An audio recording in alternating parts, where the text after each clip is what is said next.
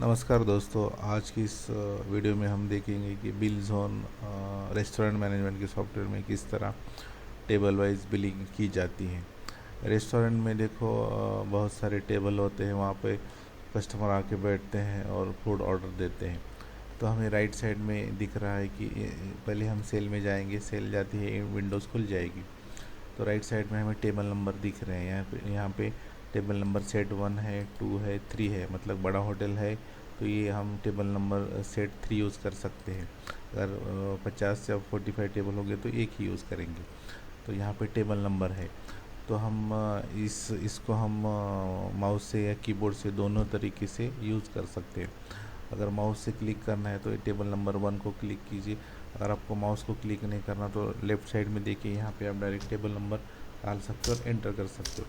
Enter करते ही item का नाम आ जाएगा। जैसे कि हमें अभी टेबल नंबर 2 पे कस्टमर आके बैठ गया और उसने कुछ फूड ऑर्डर किया, तो हम टेबल नंबर 2 को सेलेक्ट करेंगे और जैसे कि अभी उसने डाल दिया दाल फ्राई का ऑर्डर दे दिया। दाल फ्राई कितना, 2 ऐड हो गया, क्यूटी ऐड होगी, मतलब बिल भी ऐड हो गया और क्यूटी भी ऐड होगी। क्यूटी कैसे निकालते मैं आपको बताता हूँ। अभी कुछ ऑर्डर दे दिया, चलो अभी रोटी दे दिया, तंदूर रोटी दे दिया, कितने 2 दे दिया, ठीक है। और कुछ कर दिया था चना दाल, चलो दाल दे दिया।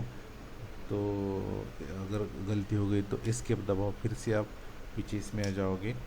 चना दाल हम दाल दे देंगे उसको एक क्वांटिटी, ठीक है। अभी इसका केओटी निकालना है क्योंकि कुछ कस्टमर के यहाँ पे किचन में ही प्रिंटर लगा होता है।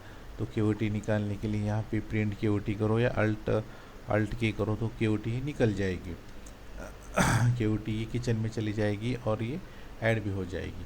तो अभी मान लो कि 2 नंबर का टेबल का ये ऑर्डर हो गया। अभी मान लो कि किसी और टेबल नंबर पे कस्टमर आता है और बैठ जाता है, तो मान लो कि 4 नंबर पे कस्टमर आ गया और उसने फूड ऑर्डर दे दिया। क्या फूड ऑर्डर दे दिया, कुछ उसने मान लिया, चलो जीरा राइस मान लिया, जीरा राइस ये ऐड कर दिया मैंने। और कुछ उसने और कुछ मंगाया है, चलो थम्स अप मंगाया तो डाल दिया। अभी मान लो कि बहुत सारे आइटम है, हमें फास्ट सर्च करना है, तो इसमें कैसा है कि आप एनी कीवर्ड आप सर्च कर सकते हो। जैसे कि अभी मैंने सिर्फ फ्राई डाल दिया तो सिर्फ फ्राई का आइटम डाल दिया आ गया।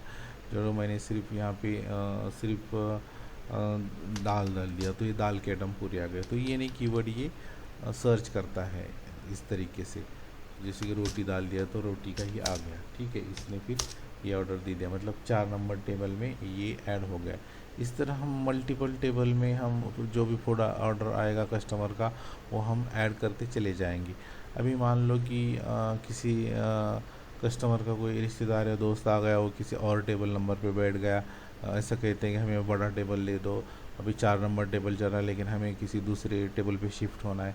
तो यहाँ पे शिफ्टिंग है, मतलब 4 नंबर टेबल आप किसी दूसरे नंबर टेबल पे शिफ्ट कर सकते हो, तो ये ऑटोमेटिक 6 नंबर पे चला जाएगा। मतलब इससे कुछ हम बिलिंग में कुछ हमको कॉम्प्लिकेशन नहीं होंगे।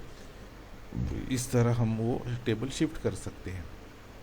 अभी मान लो 8 नंबर का टेबल में फिर से कोई कस्टमर आ गया, उसने कुछ फूड ऑर्डर दे दिया तो वो डाल दो, फिर ये 2 डाल दो, फटाफट रोटी ऑर्डर आ गई तो ये डाल दो 5।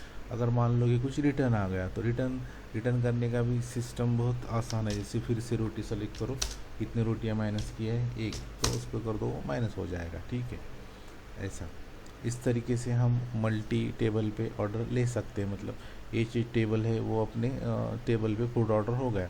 अभी हमें बिल निकालना है। मान लो कि अभी कस्टमर का खाना ख़त्म हो गया और उससे बिल चाहिए, तो फिर हम कैप्टन क्या करेगा, वो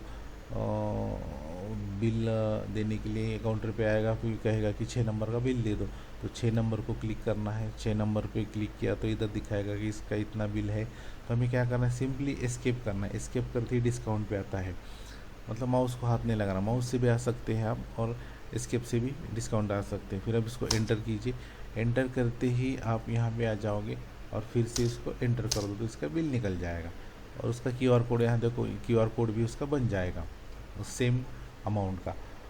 और फिर वो प्रिंट निकल जाएगा। यहाँ पे प्रिंटर नहीं, वो प्रिंट लेके वो उधर चला जाएगा।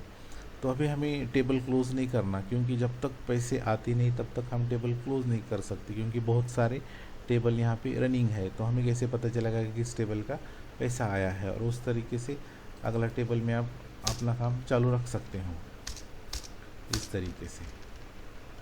ठीक है, अभी मान लो कि 6 नंबर, देखो ये कलर चेंज हो गया, मतलब ये प्रिंटेड है, अभी ये प्रिंटेड हो गया, और ये रनिंग टेबल है, और ये सेलेक्टेड टेबल है, मतलब सेलेक्टेड टेबल में आप इसमें ऐड कर सकते हो रनिंग टेबल और प्रिंटेड टेबल।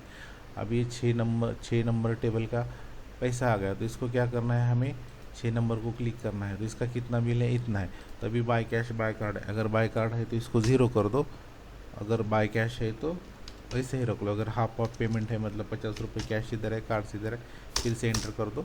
और सॉरी, वो मैंने तो उसका बिल दिए थे, हमें सिर्फ क्लोज़ करना है। तो क्लोज़ करने के लिए मान लो कि सिर्फ हमें 50 रुपये लेना है और बाकी का कार्ड पे लेना है। तो हम इसको क्लोज टेबल करते ही वो टेबल क्लोज हो जाएगा।